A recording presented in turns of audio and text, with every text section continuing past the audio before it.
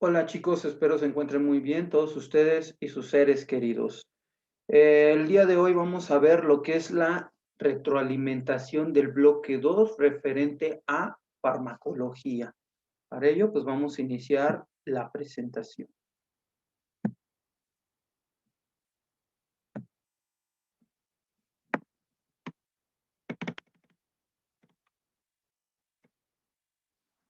Ok, se fue un poquito al final, pero vamos a dar inicio, ok. Muy bien, pues vamos a dar ahora sí inicio con la retroalimentación del tema de farmacología, que pues como ya saben es todo lo relacionado con los medicamentos, los fármacos, etcétera, ¿verdad? Todo eso que nos compete lo vamos a ver en esta pequeña retroalimentación. Vamos a dar inicio con este tema. En primer lugar, pues bueno, les quise incluir lo que es ahora el propósito de lo que se refiere el bloque, que el propósito nos dice, relaciona los procesos metabólicos del cuerpo humano, con el mecanismo de acción de los fármacos para valorar la importancia del manejo adecuado de los medicamentos y así promover la no automedicación, contribuyendo a la concientización de la población. Pues más que nada nos quiere decir propósito que vamos a aprender de ello para pues evitar que vaya a haber intoxicaciones en casa, automedicaciones, etcétera, ¿no? Porque ya mucha gente en la actualidad se automedica y a veces pues vienen otras cuestiones más, más graves, ¿no? Más de cuidado en este caso por esa automedicación o simplemente después el fármaco hace una resistencia contra la enfermedad o incluso ya no tiene el mismo efecto como en un principio en el cuerpo. ¿Sale? Vamos a ver. Bueno, pues vamos a tener que la farmacología es el estudio de las sustancias que interactúan en los sistemas vivos por medio de procesos bioquímicos, o sea, ya dentro, ¿no? En este caso. Dichos procesos se dan a través de moléculas activadoras o inhibidoras que intervienen en las reacciones metabólicas.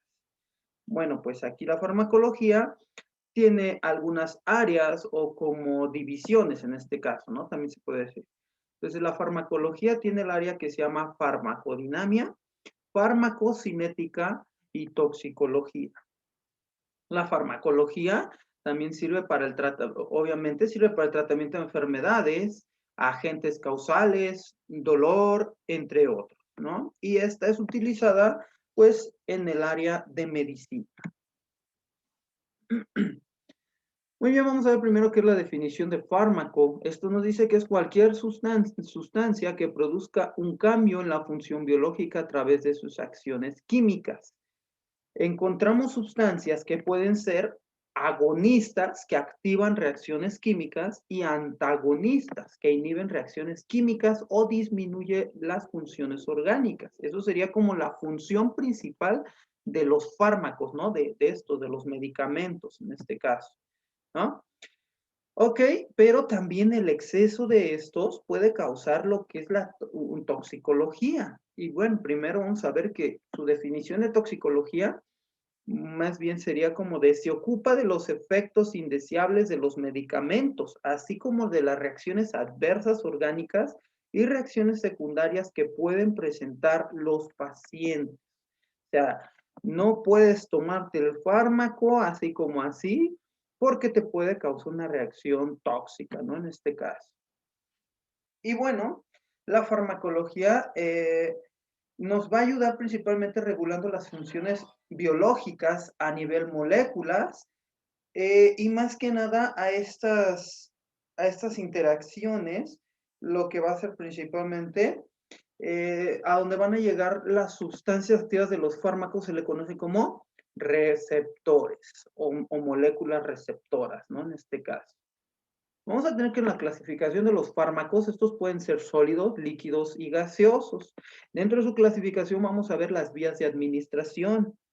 Vamos a ver que también en esta clasificación puede haber por el tipo de enlaces, como ya conocemos algunos de los que hemos llevado química, que los enlaces covalentes son fuertes, enlaces fuertes.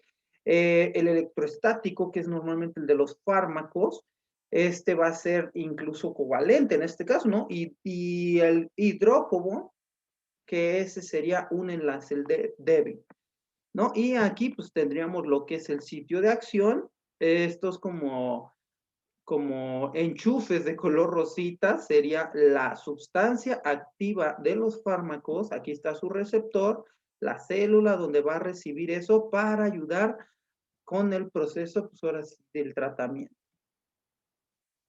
Ok, vamos con la primera parte de la farmacología, que es la farmacocinética. Esta se encarga de las acciones que el cuerpo tiene sobre el fármaco. Son procesos que regulan la penetración, absorción, distribución y eliminación de fármacos. O sea, es como desde que inicia la fase de que el fármaco entra al cuerpo, ¿no? Es como como cómo va a iniciar todo. Y ahorita vamos a ver otra parte, ¿sale?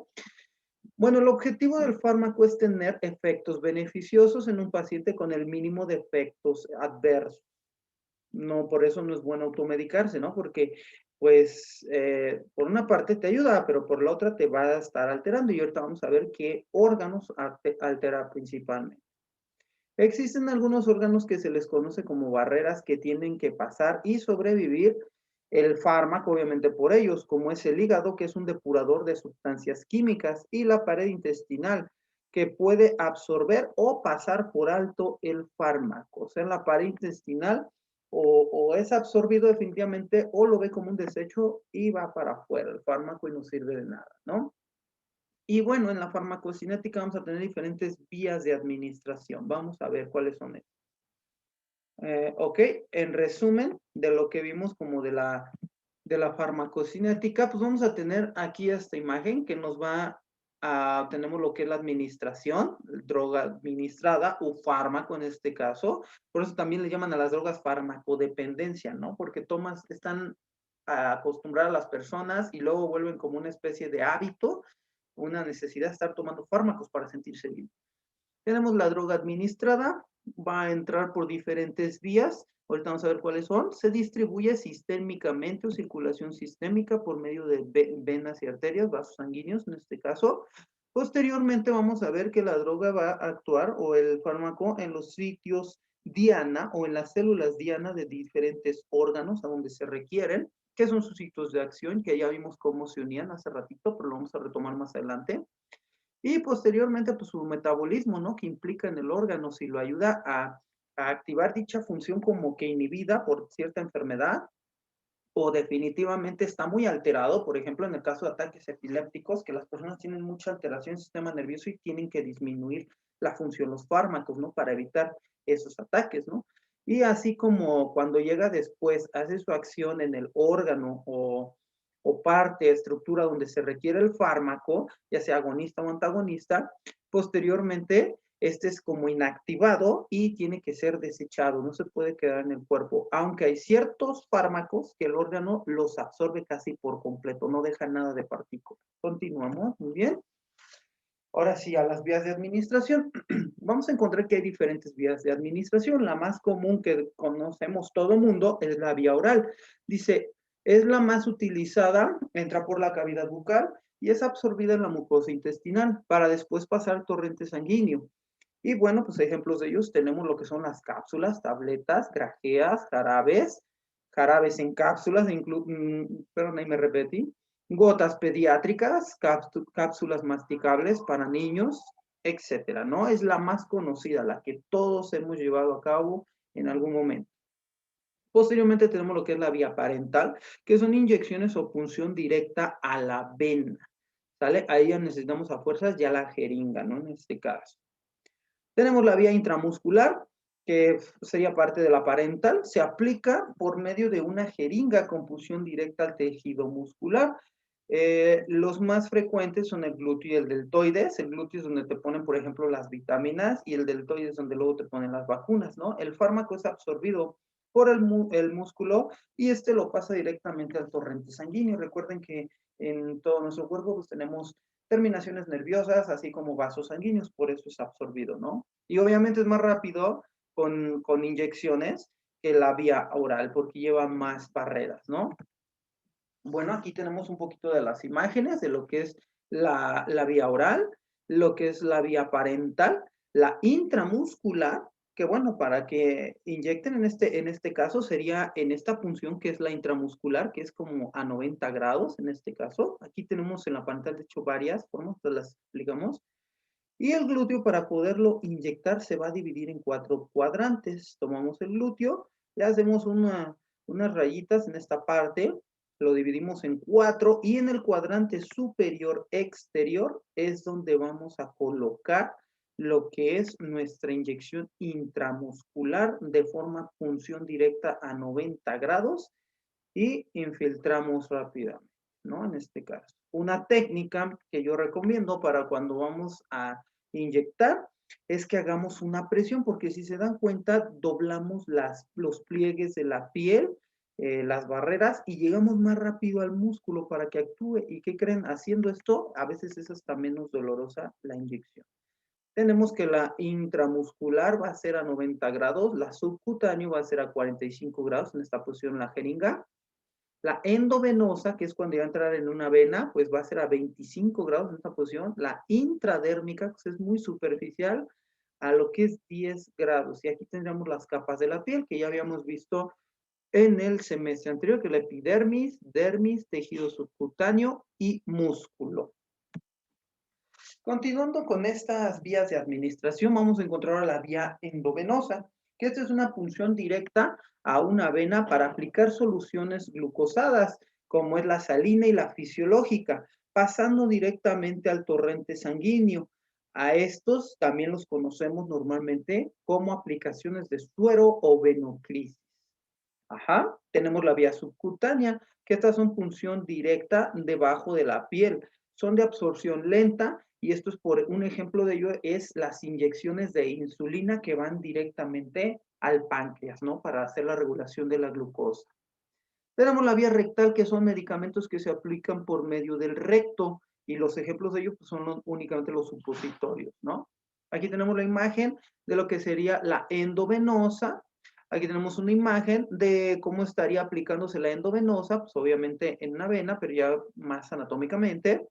Esta sería la subcutánea, se están haciendo una aplicación de insulina en el páncreas. Y la técnica, pues como les dije, es como el pellizcamiento, ¿no? Para tomar la piel. Y esta sería la vía rectal, que es la aplicación de supositorios, como ya se mencionó. Que principalmente, pues esta la vamos a tener, el supositorio más que nada en niños, ¿no? En este caso. Ok, vamos a tener más vías de administración, que es la vía dérmica, que esos son medicamentos de aplicación cutánea, ¿no? Subcutánea, como sería lo que son cremas, pomadas, geles, se aplican directamente en la piel. Tenemos la vía óptica, que es aplicación de medicamentos al oído. Principalmente esta se da por medio de gotas, porque recuerden que el oído es delicado. Si le metemos presión podemos romper estructuras, ¿no?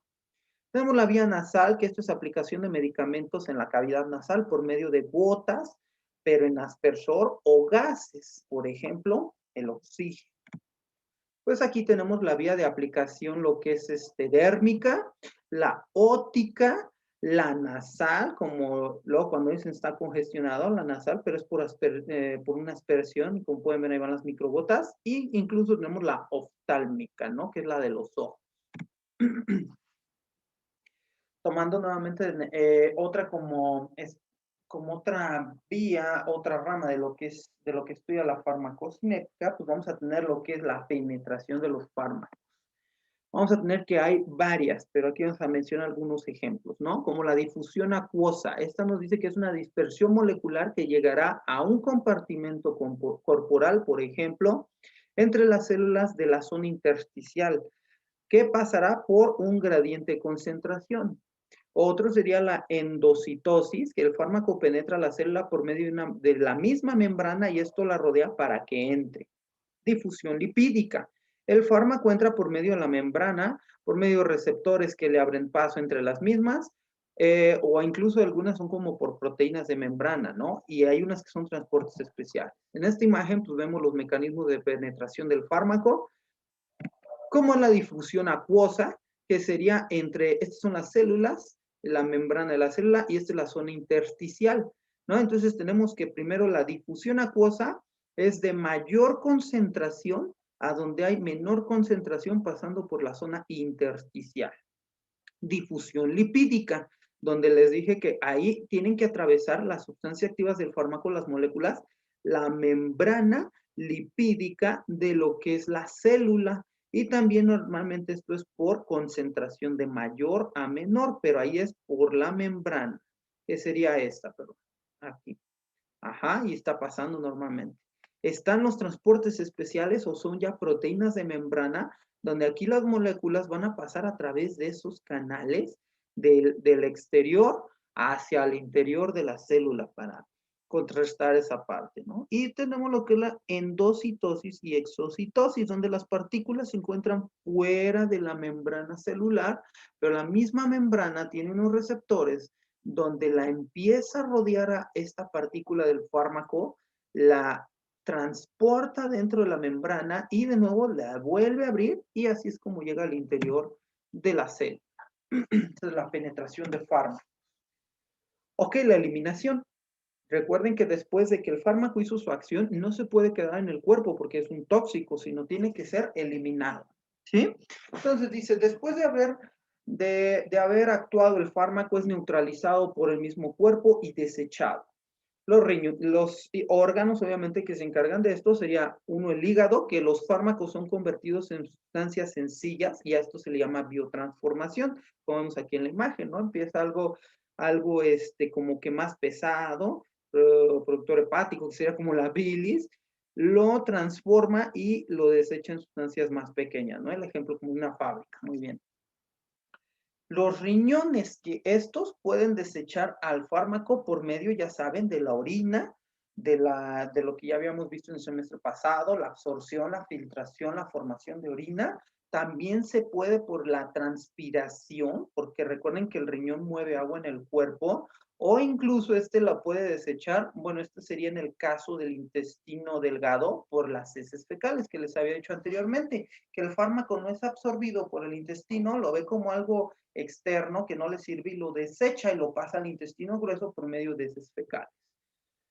Aquí tenemos un tipo de eliminación que es la eliminación limitada por capacidad. Dice que son fármacos que alcanzan cierta concentración en el cuerpo y al llegar a eso son eliminados más rápido que otros, ya que si se llegan a sobrepasar su acumulación, aquí nos referimos a acumulación o bioconcentración, concentración saturable, pueden causar toxicidad.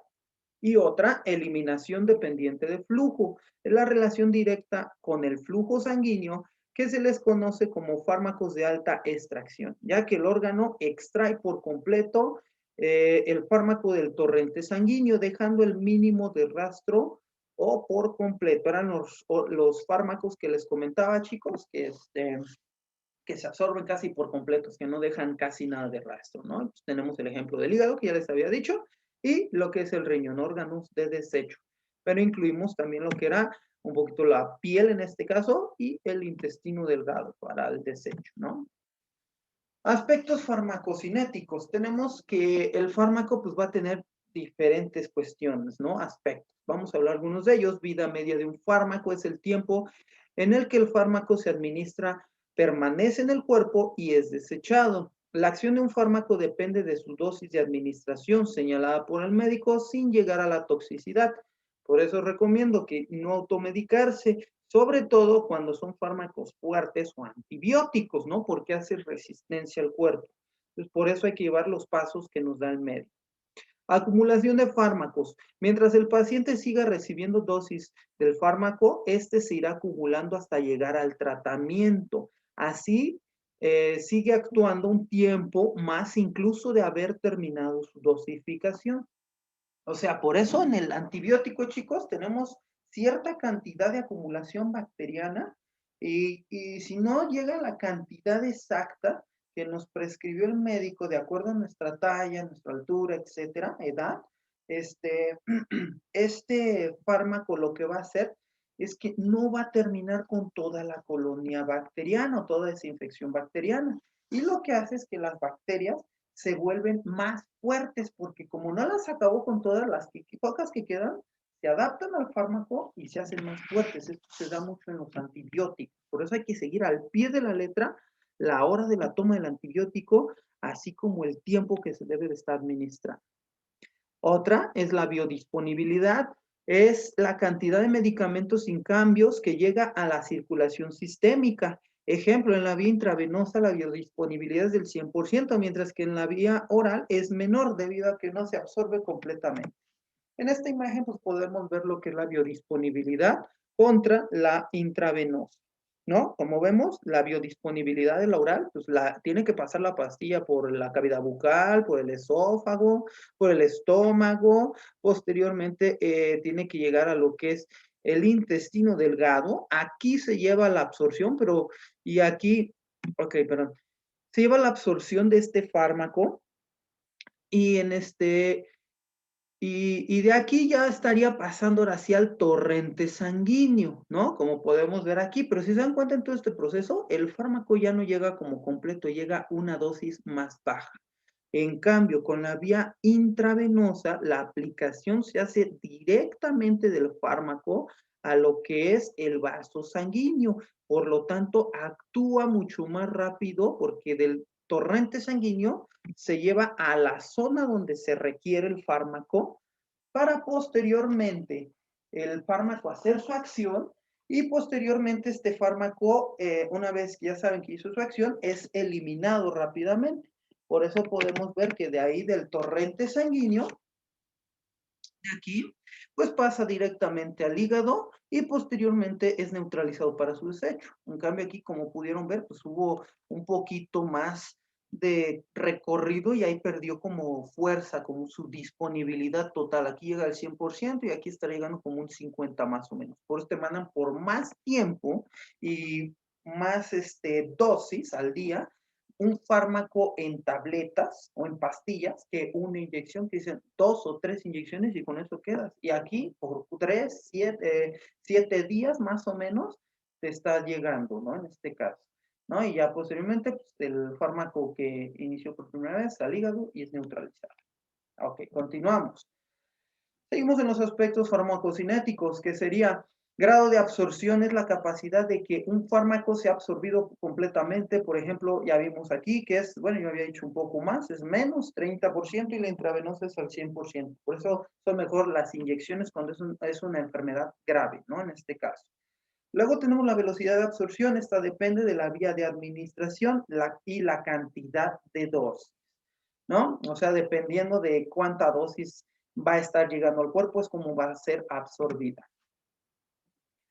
Una vez que concluimos lo que es la farmacocinética, vamos a la farmacodinamia. Esta dice que se refiere a los efectos bioquímicos y fisiológicos de los medicamentos. Los medicamentos no crean nuevas funciones, únicamente regulan y favorecen las reacciones bioquímicas propias de la fisiología corporal. Lo que vimos que eran las reacciones agonistas y antagonistas, ¿no?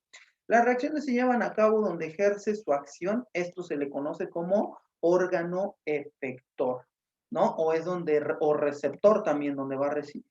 Tenemos una imagen de lo que sería esta parte. Esta es la actividad celular normal.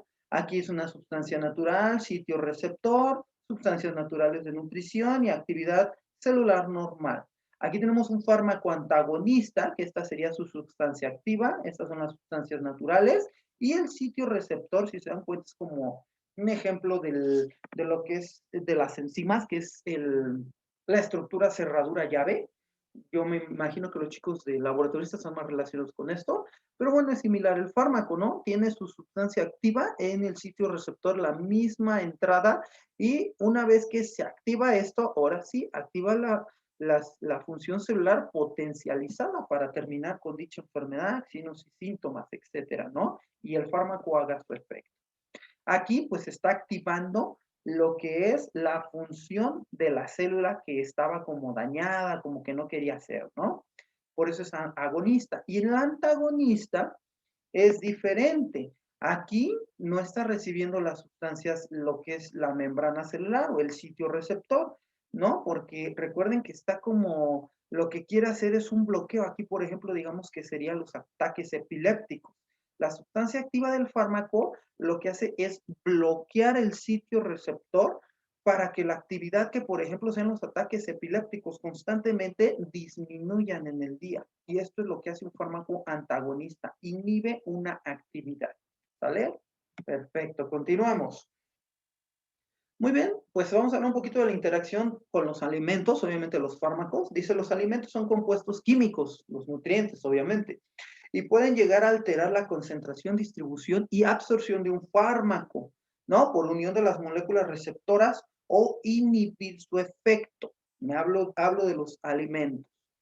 Los alimentos pueden retardar la absorción intestinal de los fármacos, por eso se recomienda 1 o 2 horas antes o después de las comidas. Ese es el tiempo recomendado para que te tomes tu fármaco.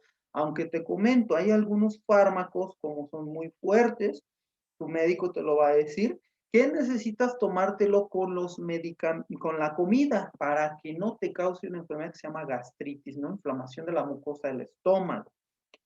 Aunque también comento, hay algunas vitaminas que se llaman liposolubles, que estas se tienen que comer con alimentos con un poquito de grasa para que sean absorbidas, si no tampoco te sirve. Ok, otro punto dice, el consumo de las sustancias tóxicas como el alcohol o drogas pueden alterar la función y causar efectos secundarios como son somnolencias, alucinaciones, agresividad, entre otros, o reacciones alérgicas. Tenemos aquí un ejemplo de lo que sería un poquito de unas extenas, que sería por la ingestión de un fármaco, tal vez con una acción del alcohol o de alguna droga al mismo tiempo, y puede causar estas reacciones alérgicas. O sea, cuando estén tomando medicamento, nada de tomar ni drogas, ni nada de tomar sustancias tóxicas, mucho menos el cigarro. Toxicidad. Gracias a las sustancias químicas de los fármacos, se combaten enfermedades, pero también pueden causarle efectos adversos al cuerpo. A esto se le llama toxicidad.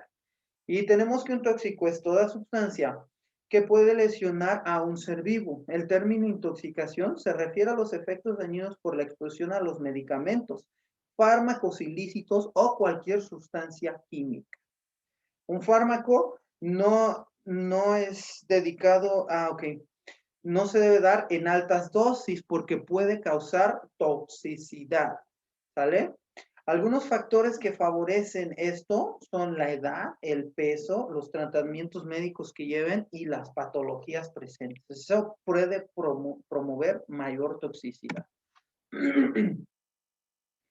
Efectos tóxicos de los fármacos, pues vamos a tener en primer lugar como la sobredosis, que esto es cuando la dosis utilizada sobrepasa la capacidad orgánica de metabolizar y eliminar el fármaco, y este se acumula causando alteraciones en distintas funciones.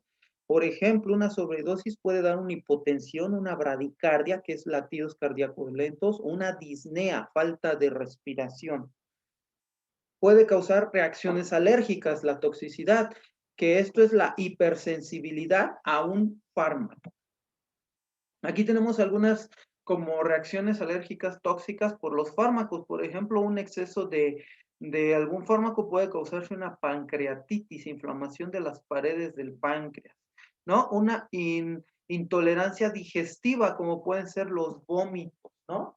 Unas reacciones alérgicas en la piel, como pueden ser las exantemas, o como comúnmente le llaman las ronchas, ¿no? Puede causar fiebre o puede causar incluso artralgias. ¿Qué quiere decir esto? Dolor articular. Continuamos con los efectos tóxicos de los fármacos. Ahora va a ser un poquito ya más específico por algunos órganos, como la hepatotoxicidad. Esto es una afección del hígado por causa de fármacos ocasionando cirrosis o hepatitis. Muy bien. Nefrotoxicidad, acción de los riñones, afección de los riñones a causa de los fármacos. Neurotoxicidad, afección del sistema nervioso a causa de los fármacos. Carcinogenia, son fármacos que pueden inducir el cáncer. Altera por completo el núcleo celular y puede producir cáncer, por eso cuidado, chicos. Teratogénesis, daño que puede causar un fármaco en el embarazo, principalmente en el primer trimestre, durante la formación y crecimiento del feto, ¿no? En este caso, o del organismo o al feto.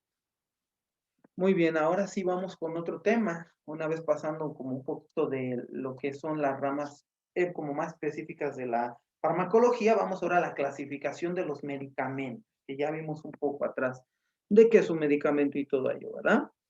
Entonces vamos a tener que los medicamentos se van a clasificar en analgésicos antiinflamatorios no esteroideos, conocidos en siglas como AINES, y los analgésicos inflamatorios esteroideos. Vamos a tener, en primer lugar, para que entendamos esto, que un esteroide o esteroides son hormonas que se producen en la corteza de las glándulas suprarrenales. Contienen la función analgésica, antiinflamatoria y antialérgica. Su uso debe de estar justificado, ya que las reacciones secundarias son muy elevadas. O sea, hay que tener cuidado con los esteroides y más que nada aquí lo saben los chicos. Fármacos con estas características, los fármacos con estas características son los de tercera generación y se le llaman esteroideos. Los AINES son más seguros y siempre son la primera elección del médico. Entre ellos la primera elección del médico y entre ellos vamos a encontrar lo que son analgésicos, antiinflamatorios y antipiréticos. Vamos a ver qué es cada uno de ellos.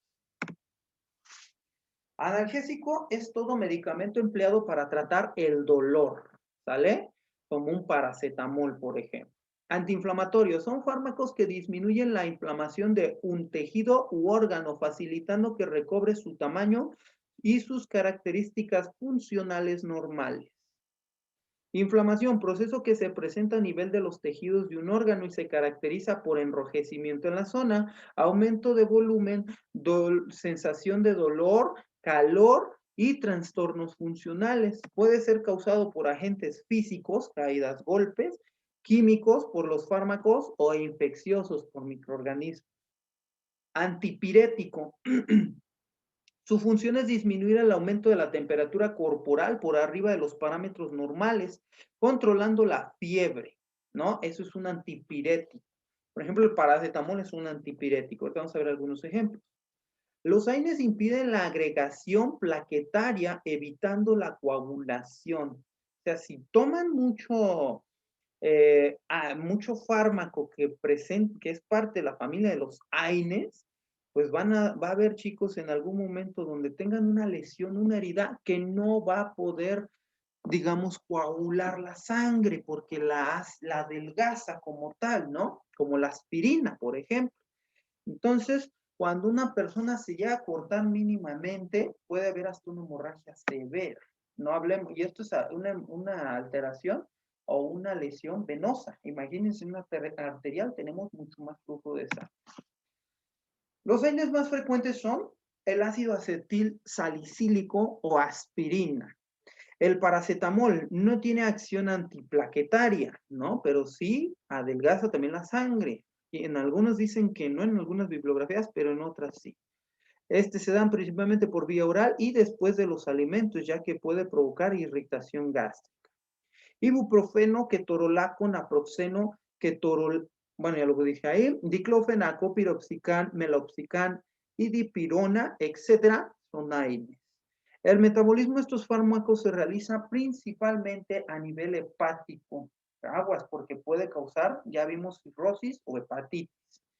Efectos adversos, pues pueden provocar irritación gástrica, gastritis, úlceras gástricas o duodenales, que esto quiere decir en el intestino delgado, hemorragias intestinales y reflujo esofágico. Esas son las como efectos adversos de los AINES. Vamos con otros que son más malos, que son los esteroideos. Su base química es el cortisol, la cual es una hormona producida en las suprarrenales, ya lo vimos. Corticosteroides naturales y corticosteroides sintéticos, es como su clasificación de los esteroideos. Se utilizan en la terapia antiinflamatoria, donde los AINES no tuvieron efecto. Muy bien, pues ahí sería como a grandes rasgos, no encontré mucho, como tal unos ejemplos, era algo un poquito más de nombres más raros, pero bueno, los esteroideos, chicos, los prescribe principalmente un médico, no anden medicándose con eso porque esto es bien peligroso, afectan el metabolismo y algunos efectos adversos por los esteroideos es falla en sistemas o órganos ya como tal, es más peligroso, incluso pueden inducir a diabetes en este caso. Vamos a ver otra clasificación de los medicamentos como son los anestésicos. Dice que los anestésicos son sustancias que al aplicarse causan la pérdida de la sensibilidad en todo el cuerpo o en un segmento de él. También pueden provocar pérdida de la conciencia en casos que así se requiera. Son utilizados principalmente en cirugías, ¿no? Y aquí tenemos una imagen chistosa del anestesista y el anestesiólogo, ¿no? Y aquí el paciente. Bueno, pues aquí tenemos muchísimos tipos de anestésicos. Es importante que los mencionemos todos. Vamos a ir un poquito rápido. Local, una anestesia local, ¿no? Se limita a zonas específicas del organismo donde requiere bloquear la conducción nerviosa de manera reversible. Ejemplo, la odontología en las extracciones dentarias. Superficial se utiliza en oftalmología para desensibilizar el ojo para practicar una cirugía, por ejemplo, extracción de un quiste o aplicación de láser, entre otros. Bloqueo regional consiste en aplicar un anestésico como la lidocaína al 1% o la bipavicardia al 0.5% en regiones específicas como la axila, tobillo, un lugar donde requiera una cirugía menor. Por ejemplo, cuando hay un esguince, ¿no? En este caso. Bloqueo epidural, procedimiento sumamente delicado aplicado por un especialista anestesista o anestesiólogo. Consiste en infiltrar directamente el anestésico al canal ratiquídeo con el fin de bloquear la sensibilidad de la región infiltrada hacia abajo. Se utiliza en la cirugía abdominal, trabajo de parto, a esto se le conoce como raquia, intervenciones en extremidades inferiores. Esto ya lo hace un especialista. Y la anestesia general. Esta es una combinación de medicamentos intravenosos, gaseosos, que su función es inducir el sueño y bloquear el dolor de todo el cuerpo. El paciente anestesiado no siente dolor, tampoco tiene conciencia, ni puede despertar mientras se encuentre en los efectos de la anestesia. Se utiliza con el fin con el fin de disminuir el estado de nerviosismo y de estrés del enfermo durante la cirugía. Pues aquí tenemos lo que sería la local, la superficial, el bloqueo regional, como lo vimos, bloqueo, bueno, perdón, este es el local, lo que es el regional, aquí ungüentos en este caso, el bloqueo, perdón, superficial, el regional, el epidural y la anestesia general. Vamos a ver un poquito de los procedimientos de la anestesia general. Dice que es aplicar una dosis exacta para alcanzar el estado de inconsciencia. Aquí es primero como intravenosa, ¿no? O bueno, más bien, esa es como la recomendación, es lo que se tiene que hacer en general. Luego, inducción intravenosa. Se utilizan inductores de anestesia que provocan una pérdida de conciencia de 20 a 30 segundos y proporcionan analgesia general. Ejemplo, estos son fármacos como ketamina, propofol, timepal, sódico, entre otros. Fase de anestesia general por vía respiratoria o inhalatoria. Esta se aplica una vez que el paciente está dormido y esto da una anestesia profunda utilizando gases por medio de mascarilla. Esto tiene tres fases: la fase pulmonar o de absorción, la fase de distribución a los tejidos y la fase de eliminación. Esta última es cuando el anestésico hace su función en el sistema nervioso central, regresa a su nivel pulmonar y es eliminado por medio de la exhalación rápida. Esos son los pasos de la anestesia general, chicos. Aquí en la anestesia general, pues hay algunos factores de riesgo, vamos a hablar de ellos.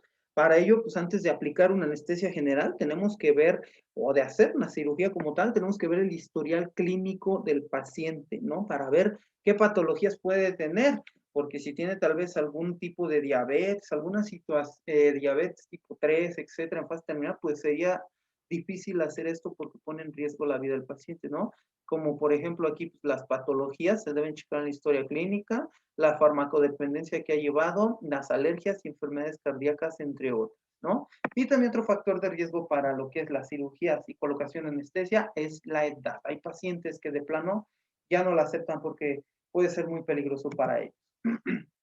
El proceso de recuperación de la anestesia es el anestesiólogo retira gradualmente el anestésico, vigilando los signos vitales del paciente. Hay una recuperación de inconsciencia gradualmente o lentamente. Y puede haber algunos síntomas como son náuseas, vómito, dolor de general, cefalea, dolor de cabeza, boca seca, dolor de garganta, dolores musculares, somnolencia, mucho sueño, escalofríos. Y se le debe de indicar al médico para que prescriba los medicamentos pertinentes para dichos síntomas. Vamos con lo que son ahora sí ya los antibióticos. Estamos finalizando nuestra retroalimentación. Estos se llaman antibióticos generacionales. El antibiótico, en primer lugar, vamos a tener que es un medicamento especializado en erradicar una infección principalmente bacteriana, pero hay algunos que pueden destruir además organismos. Clasificación es por su espectro, puede ser amplio, mediano y corto. Amplio espectro, actúan sobre diversos sectores y muchos microorganismos son sensibles a ellos, como Salmonella typhi, causante de la tifoidea. Mediano espectro, aquí encontramos la penicilina que actúa sobre cocos gram positivos y gram negativos, por ejemplo, causantes de la gonorrea. Corto espectro, son antibióticos muy específicos y selectivos, por ejemplo, para estafilococos. La clasificación de estos antibióticos son las quinolas. Son antibióticos sintéticos que inhiben la síntesis de ADN a nivel bacteriano. Ejemplos, ácido nalicílico contra la salmonelosis y la E. coli. Bacteriostático, inhiben el crecimiento bacteriano, es decir, impiden que la bacteria crezca y se reproduzca, pero no las elimina, permitiendo que las defensas orgánicas actúen en consecuencia, por ejemplo, las tetraciclinas. Bactericidas, aquí sí eliminan por completo a las bacterias, por ejemplo, penicilina y cefalosporina. Y tenemos otra clasificación aquí dentro de estos dos antibióticos, que es la penicilina y la cefalosporina. Vamos a tener que la penicilina es uno de los primeros antibióticos que se inventaron, fue descubierta por Alexander Fleming, que es este señor de aquí, y su función es la eliminación de bacterias. Algunos ejemplos son la ampicilina, moxicilina, entre otros. Ese antibiótico en algunas personas está contraindicado ya que les puede provocar efectos alérgicos con síntomas como prurito, comezón, enrojecimiento, inflamación, entre otros. Para saber, se debe de hacer una prueba de alergia. Aquí tenemos la imagen de la penicilina y al señor Alexander Fleming. Les cuento cómo se descubrió esto. Está un poco como que por prueba y error, ¿no? De cómo descubrieron la penicilina. Pues bueno, resulta que el señor Alexander Fleming estaba haciendo estudios con bacterias en cajas Petri, como pueden ver, y de repente pues le dice su familia, su esposa, pues vámonos de vacaciones, y él deja todo tirado porque ya saben que cuando uno trabaja pues se estresa y cuando dicen vacaciones le corres, ¿no? Para allá. Entonces dejó ahí todo tirado y dejó las cajas Petri cerca de una ventana abierta y no las cubrió. Entonces, ¿qué es lo que pasa? Después de sus vacaciones, de pasársela súper, regresa a su casa y dice, chin, las bacterias, ¿no? Y que regresa. Y lo primero, lo que se fue casi fue a ver las bacterias. Se dio cuenta que en la caja Petri había crecido un hongo, porque recuerden que el hongo puede viajar dentro de las corrientes de aire, ¿no? Y en la humedad. Entonces, como estuvo un tiempo así, les creció un hongo. Y como en ese tiempo estaba de moda el pasatiempo de estar viendo al microscopio, qué es lo que había, etcétera, pues lo primero que hizo este señor Alexander Fleming es ver al microscopio qué pasó con sus cajas Petri. Por un momento pensó, dije, chin, ya se echó a perder mi experimento y no valió la pena para nada. Muy bien, pues entonces que pone sus cajas Petri al microscopio y empezó a ver la formación de micelio alrededor, como ya vimos en algunas otras cuestiones cuando hablamos de los microorganismos, de los hongos patógenos, así empezó a observar en sus cajas Petri que el hongo había crecido. Pero viendo a detalle, ya ven que en las cajas Petri, cuando hay colonias bacterianas, se ven por todos lados como puntitos. Demostró, o él se dio cuenta que donde había crecido el hongo, que era el hongo penicilio, no había presencia de ninguna colonia bacteriana. Donde estaba el micelio del hongo no había ningún puntito de colonia bacteriana. Y así es como este señor Alexander Fleming descubrió la penicilina, el primer antibiótico utilizado en la humanidad y que fue la salvación para muchas muertes que había en esa época. Ojalá que así nos pasara ahorita con el COVID-19, que fuera algo milagroso, alguien que lo inventara, quien sea, que sea por error, y ya acabáramos con esta pandemia, chicos, la verdad. Continuamos. Cefalosporinas, que es otra clasificación de antibióticos. Tienen la estructura similar como la penicilina, pero son más estables. Se clasifican en 4 generaciones. Primera generación. Son muy activas contra cocos gram positivos, como las infecciones de vías urinarias, neumococos, entre otros. Frecuentemente se coloca vía intramuscular, o sea, su vía de administración, en inyecciones. Segunda generación es utilizado contra bacterias como Enterobacter, causante de enterocolitis. Se administra vía oral o parental, inyecciones o tomadas. Tercera generación, son de espectro amplio. Su vía de administración es parental o inyecciones. Se absorbe por completo y penetra líquidos y tejidos corporales. Ejemplo, la especie Neumonidae, o sea, la causante de la neumonía. ¿Ok? Cuarta generación, su vía de administración es parental, o sea, como ven, ya son antibióticos inyectados y se distribuye ampliamente por tejidos corporales, por ejemplo, la especie Arreus. Las cefalosporinas pueden causar reacciones alérgicas como la penicilina, entre ellas pues, podría ser la fiebre, la exantemas, la anafilaxia, entre otros. Anafilaxia quiere decir que se empiezan a asfixiar las personas porque se inflama la garganta y no pueden respirar. Una reacción alérgica. Y por último, vamos a tener lo que son las resistencias a los antibióticos, que es la capacidad de una bacteria o cualquier microorganismo al antibiótico, de resistir más bien al antibiótico. Esto se produce por diversas mutaciones en el ADN bacteriano y aunque la acción constante del fármaco realiza cambios en su genética, aquí, por ejemplo, empieza la bacteria para producir enzimas que inactivan las moléculas del antibiótico, ¿no? Entonces, en resumen, aquí, bueno, digamos de esto, que es la capacidad de la bacteria de resistir el antibiótico. Por eso les comentaba, es muy importante que definitivamente se administre todo el tiempo el antibiótico prescrito por el médico, inclusive a una hora exacta, y no estárselo tomando como si fueran dulces, casi el antibiótico, porque de lo contrario, o te puede dar una intoxicación, o si no te lo tomas correctamente, como pueden ver aquí, las bacterias ya con tanto antibiótico ya no pueden, pero una hizo resistencia, ¿no? O una que otra puede hacer resistencia y esa nueva cepa bacteriana, ahora sí, ya no le hace nada el antibiótico, ¿no? Porque generó ya enzimas que ayudan a destruir las moléculas del antibiótico, esa bacteria resistente. Dice, concluir todo el tratamiento prescrito por el médico sin interrupción y horas exactas, horarios y días exactos. Tomar en una hora exacta, así como los días indicados. Después de terminar el tratamiento, acudir al médico nuevamente para dar de alta al paciente. Y no automedicarse, sobre todo antibióticos, chicos, es de mucho cuidado. Ojalá hayamos quedado un poquito, les haya quedado un poquito más claro en lo que es el tema de farmacología, para posteriormente, pues ya saben, hacer su última actividad en este caso, ¿no? Les encargo mucho que después de haber visto todo esta retroalimentación completa, por favor en la parte de abajo, en donde se los voy a dejar de su clase de Classroom, me anoten sus datos completos que les solicito. Nombre completo empezando por apellidos, grupo y turno. Recuerden que es su asistencia para la escala evaluativa. Pues bueno, chicos, eso sería pues todo de mi parte. Les doy muchas gracias porque estuvieron viendo todo el video y pues echarle ganas y síganse cuidando y nos vemos pronto.